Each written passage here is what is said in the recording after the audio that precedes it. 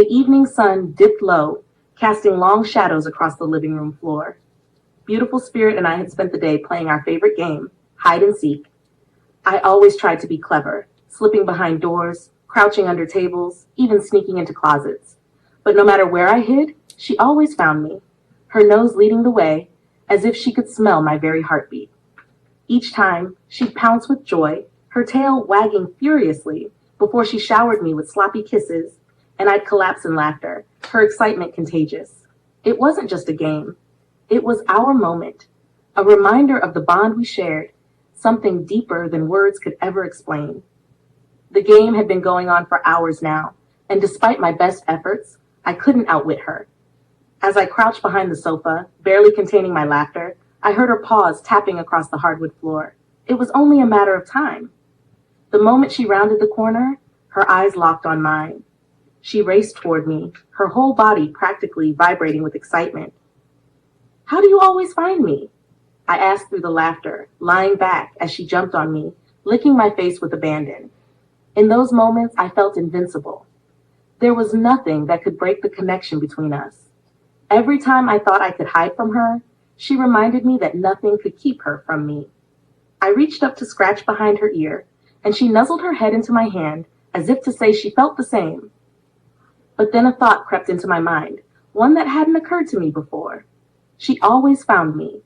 Always. She never hesitated, never lost track of where I was. Her loyalty, her ability to be by my side no matter where I went, was unwavering. So why did she go missing that time? My heart sank as the memory resurfaced.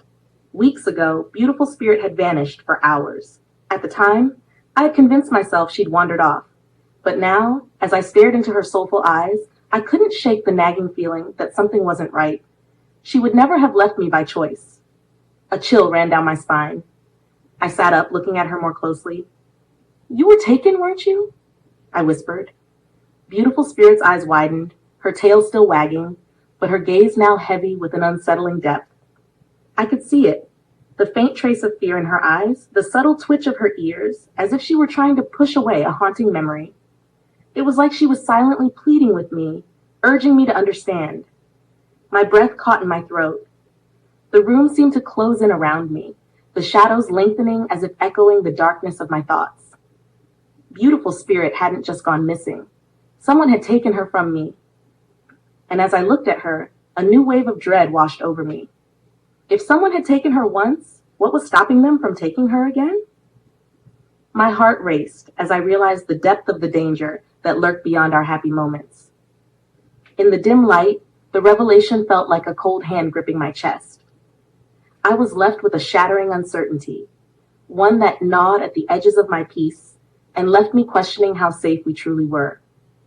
The joyous game had turned into a chilling reminder of a truth I was desperate to ignore. The connection we had was profound, but it was now overshadowed by a haunting fear of what could happen next. As Beautiful Spirit pressed closer, I knew I had to uncover the truth behind her disappearance. The bond we shared was stronger than ever, but it was now tested by a shadow that I had yet to fully understand. And as the darkness of the evening grew, I was left with one unanswered question that would linger in the quiet. Who had taken Beautiful Spirit, and why?